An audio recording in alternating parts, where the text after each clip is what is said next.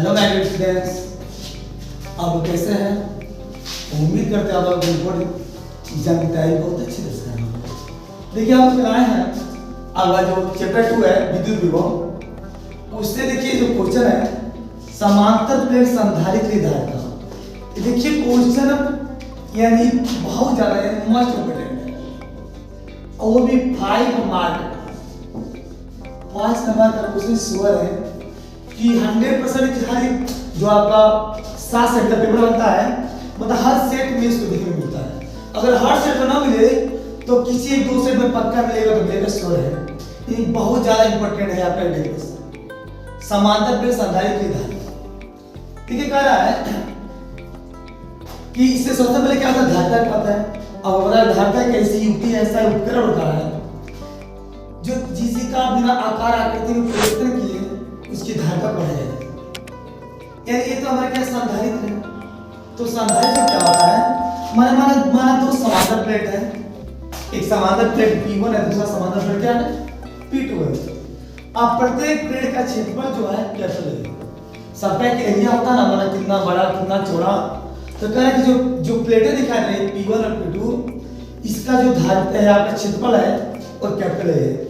अब दोनों की प्लेटों के बीच की दूरी, जो दोनों प्लेटें नजर आ रही हैं, अब दोनों प्लेटों के बीच की दूरी क्या है, स्मॉल डी। यानी दोनों प्लेटें कितनी दूरी में रखी गई हैं और दोनों बीच की दूरी क्या है, स्मॉल डी है। और मैंने मान लिया प्लेट P1 को प्लस Q आवेश और P2 को अननोन प्रेरण के सिद्धांत के अनुसार, जो अननोन प्रेरण का होता है जब दो चारों प्लेट पर रखा जाता है तो जो प्लस वाला कहता है, पहला प्लेट क्या है प्लस है, वो क्या होता है माइनस को अपने तरफ क्या करता है, अट्रैक्शन कर देता है, प्रतिक्रिया आकर्षण करेगा। अब बकिया जो इसके कारण जब माइनस को खींचेगा तो जो प्लस आगे से उसको क्या करेगा, रिपल्सन करेगा, प्रतिकर्षण करेगा। तो प्लस जो प्लस आवेश होगा वो प्लेट की दूसरी सतह पर जाएगा और उसको क्या किया मैंने, पृथ्वी से कंटेक्ट कर दिया, पृथ्वीकृत कर दिया। जो प्लस आवेश होगा वो पृथ्वी के अंदर चला जाएगा। इसके बाद क्या होगा, जब द्वितीय सतह पर माइनस आवेश हो गया और जो P1 है उसको प्लस आवेश है, और दोनों क्या करेंगे, विभव को 0 कर देंगे। और जब विभव 0 हो जाएगा तो हमारा क्या होगा, समांतर प्लेट की धारिता क्या हो जाएगी, बढ़ जाएगी। तो मैंने मान लिया ना, प्रेरण के कारण प्लेट P2 के भीतरी सतह पर माइनस Q आवेश क्या होता है, उत्पन्न हो जाता है। अब पहले निकालेंगे हम समांतर प्लेट संधारित्र की प्लेटों के बीच विद्युत क्षेत्र। तो विद्युत क्षेत्र की तीव्रता में पढ़े होंगे, E बराबर क्या होता है, Q/ε। ये विद्युत के पढ़े वाले चैप्टर में पढ़ चुके हैं हम लोग कि विद्युत क्षेत्र जो तीव्रता होती है E बराबर होता है Q/ε। अब देखिए जब उसके बाद पृष्ठ आवेश घनत्व भी आप पढ़ चुके होंगे, रेखीय आवेश घनत्व भी पढ़ चुके होंगे। तो जो पृष्ठ आवेश घनत्व होता है वो सिग्मा बराबर होता है Q/ε। यानी जहां पे सिग्मा रहेगा वहां पे Q/ε पुट कर सकते हैं। तो देखिए यहाँ सिग्मा था, मैंने रख दिया क्या Q/A, ये एप्सिलॉन नॉट है तो मिलेगा Q/ε नॉट। करें यदि प्लेटों के बीच की दूरी d, दोनों प्लेटों के बीच की दूरी d है और विभव भी हो तो विद्युत क्षेत्र क्या है, ठीक है जी। करें यदि प्लेटों के बीच की दूरी d और विभव भी हो तो विद्युत क्षेत्र क्या होगा, E बराबर मिलेगा V/d। अब हम अगर मान लिया अपन वर्ग करके निकाल दे तो V का V बराबर मिलेगा *d। तो V बराबर सूत्र क्या है, अब देखिए चूंकि E बराबर हमें पता है, E बराबर मिलेगा Q/A∈0। तो जहां E है वहां लिख देंगे Q/A∈0 d। ये किसका मान है, V का मान। अब निकालेंगे धारिता का सूत्र। ये लगा दे रहे हैं, कह रहा कि धारिता, तो धारिता C बराबर होता है Q/, यानी जहां पे Q रहेगा, जहां पे V रहेगा, हम V का मान को पुट कर सकते हैं। तो देखिए C बराबर मिलेगा, Q उतार दीजिएगा, अब V का मान दिया हमें Q/A∈0।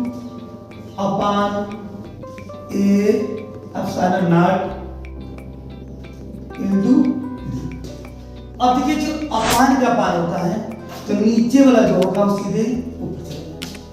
तो यहाँ C बराबर मिलेगा हमें Q/A∈0 और नीचे मिलेगा Q इंटू बी, और Q से Q क्या होगा, कैंसिल होगा, C बराबर मिलेगा हमें A एप्सिलॉन नॉट इंटू जी। ये क्या है, समांतर प्लेट संधारित्र की धारिता है। लेकिन कहा यदि प्लेटों के बीच में परावैद्युतांक हो, यदि प्लेटों के बीच में परावैद्युतांक K हो तो क्या करेंगे, ध्यान दीजिएगा, यदि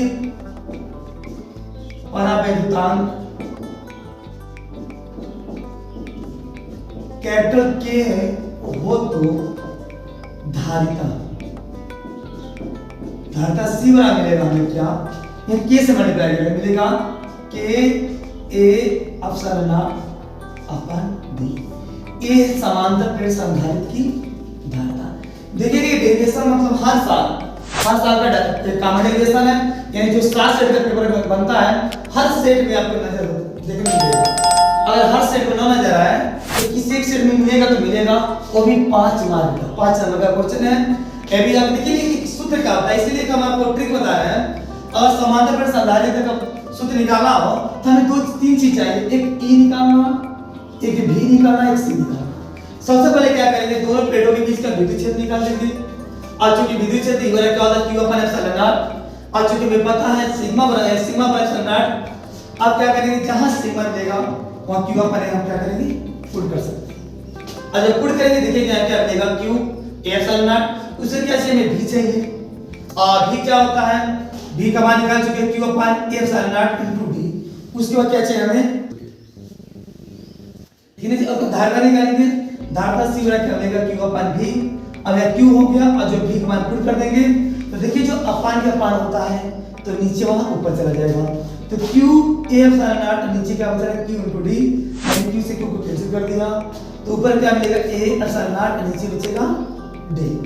यदि परावैद्युतांक K यानी दोनों प्लेटों के बीच में Y भरा हो और परावैद्युतांक K हो तो क्या करेंगे, K से मल्टीप्लाई कर देंगे तो C बराबर मिलेगा K A epsilon not upon D। ये समांतर प्लेट संधारित्र की धारिता। ये देखिए आपके मोस्ट इंपोर्टेंट है बोर्ड एग्जाम 2026 के लिए। अगर आप चैनल पर नए तो चैनल को सब्सक्राइब कीजिए, आप बेल आइकन को प्रेस करना मत भूलिए और अपने मित्रों के साथ भी शेयर कीजिए। ऐसे इस चैनल पर आपको हर इंपॉर्टेंट क्वेश्चन हर सब्जेक्ट के, चाहे केमिस्ट्री हो या फिजिक्स हो या मैथमेटिक्स हो या बायोलॉजी हो, क्लास 10 और 12 के लिए बोर्ड एग्जाम के लिए तैयारी की जाती है।